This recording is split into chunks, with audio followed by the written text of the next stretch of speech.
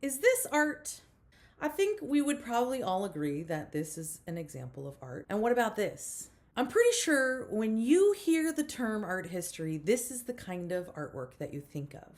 But what about this? This is a Mixtec skull from Tomb 7 in Monte Alban, Oaxaca, Mexico. This skull has been covered in turquoise. It also was inlaid with shell and obsidian to create the eyes and the teeth. But it's an actual human skull that was sort of maybe turned into a work of art. Now, arguably, the people who created this object did not go into making it thinking about this is an art object. Instead, this was likely produced for a funeral ritual. So do you call this art? And what about this? We've got a banana taped to a wall. Is this art? Is this conceptual art? I'm Dr. Megan Lorraine Debin, and I'm an art historian, and this is Art Trippin Lecture Series.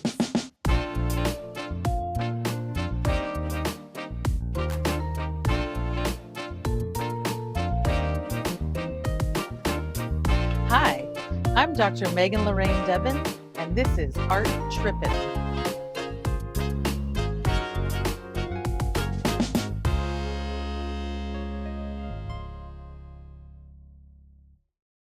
Welcome to Introduction to Art History, and the first thing we're going to do is we're going to define art. What is art?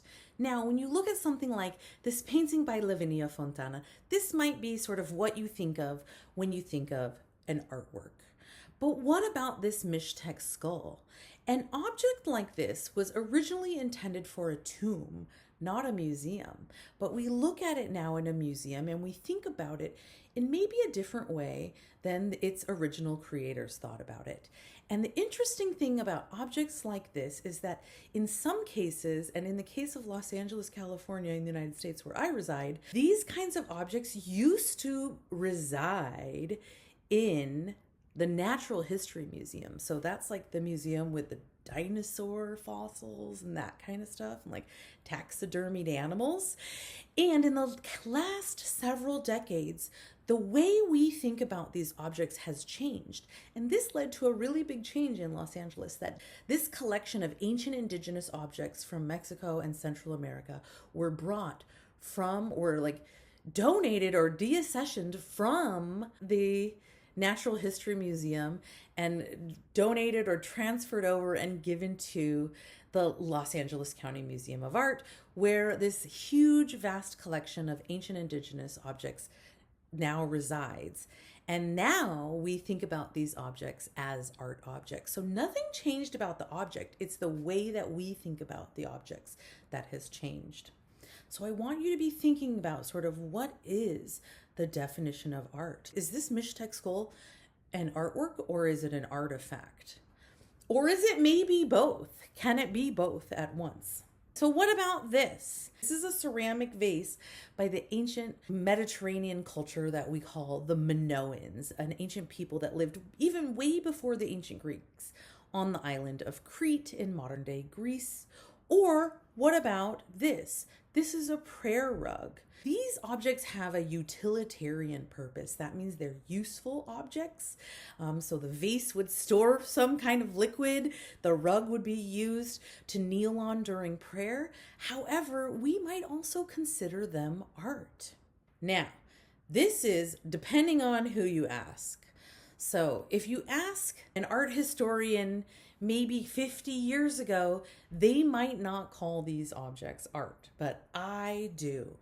So you have to think about the history of the discipline of art history. Art history in and of itself is a very Western European kind of Eurocentric discipline.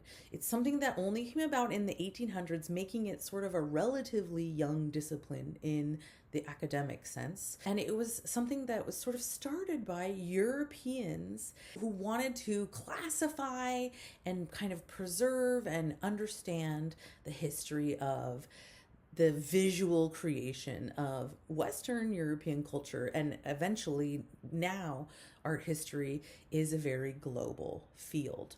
But if you ask an art historian from 50 years ago or 200 years ago, they would say that art is drawing, painting, and sculpture. And there would even be a hierarchy that defines which kind of art is better or more valuable or more important, and which is less important and less valuable. And so this is a very hierarchical system that was set up to define art. And maybe those old rules don't really work for us anymore. In that traditional, more conservative definition of art, you would have history painting at the top of the pyramid. So this is when you might see something like Jacques-Louis David's Oath of the Horatii.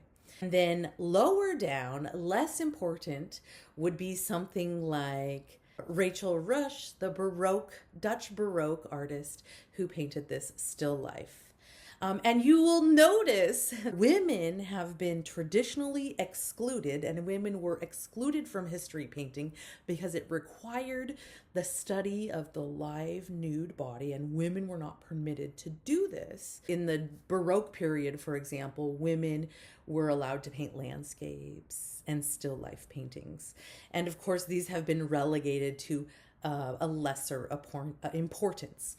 We also see that with objects like a ceramic vase or a prayer rug, or even this object that is behind me that we call textile art. This is a Oaxacan textile artwork. So again, let's go back to that traditional conservative art historian. If we ask that old guy, he might say something like a ceramic vase or a rug or textile art is actually not art, and he might call it craft. Craft is something that requires skill to make. Not just anybody can make these objects, but they're considered in the traditional Western art historical view less valuable. Now, in this class, we are throwing that trash out the door. That is not how we think in this class. We have a much more inclusive definition of art that includes utilitarian objects, things that are deemed traditionally craft. We will also include street art, conceptual art. Another term like craft that you might hear used is folk art. Folk art is a term that, again, those traditional Western European old white man definition of art history is going to say that folk art is an artwork that is made by someone that is not trained in an arts institution. So basically, if I wake up and start making art and I've never went to art school, I would be called a folk artist. And this term is used a lot of times to apply to artwork from artists who are living outside of Western Europe, basically. It's a term that's applied to a lot of indigenous arts from places like Africa, Asia, Latin America, etc. And there's another term, maybe similar to folk art, that is often used when talking about contemporary artists, especially modern and contemporary artists, that refers to, again, an artist who is not trained at an arts institution. So you might see this term outsider art. So there's an artist, Martin Ramirez, who's a great example of this. This artist lived much of his life in a psychiatric institution, so he did not attend art school, but he created so much stunning artwork throughout his life. So we also call these artists outsider artists. This might be a term that you will come across as you're learning more about art. We might also talk about conceptual art. So, for example, the Chicano conceptual collective called ASCO, or we might talk about street art. So, for example, Banksy. Now, if you ask that old conservative guy about his definition of art, he's going to say that Eurocentric perspective is going to say painting, drawing, and sculpture. And this other stuff is going to be relegated to these other terms like folk art and outsider art. But in this series, we are going to be talking about all of these kinds of arts. So I believe all of this falls under this umbrella term of the visual arts. And I don't believe in those traditional hierarchies. I don't think that a painting is by definition any better than a ceramic vase, for example. So in this series, we will have an inclusive definition of art that includes utilitarian objects, perhaps even ritualistic objects, as well as sort of traditional drawing and painting. We are going to look at it all. So we have a more open definition of art in this series. As we move forward, I want you to think about your definition of art. How would you define art? Where are the boundaries between art and life? And just for a moment, let that question stay open. You don't necessarily have to answer it yet. Let it marinate. Another thing I want to clarify is that in this series, we will be talking about the visual arts. Of course, I do appreciate the culinary arts, and I believe that fashion, music, and design are art forms. But in this class, we are looking at visual arts, so art forms that are primarily visual. So now we're going to look at these objects.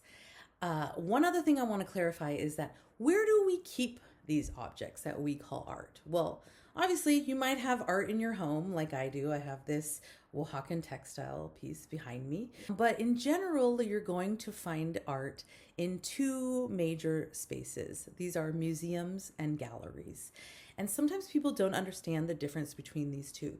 So I always use this metaphor. You can think of a museum is kind of like a library. And a gallery is kind of more like a bookstore. So what does this mean? A museum is charged with preserving artworks, presenting them for display, and sometimes, carrying out conservation projects to keep these objects in shape and visible for not only the general public, but also for future generations. So a museum is really a place where art is preserved and displayed.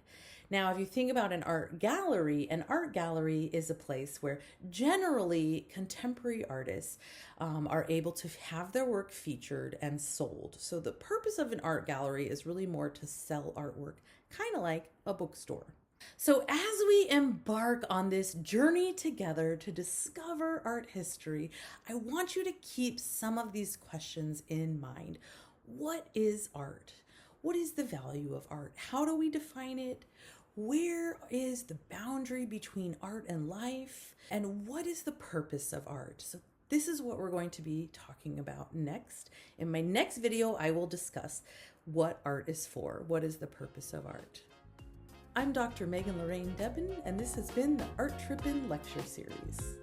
If you like this video, like, subscribe, comment below if you have any questions, and let me know what else you want to see.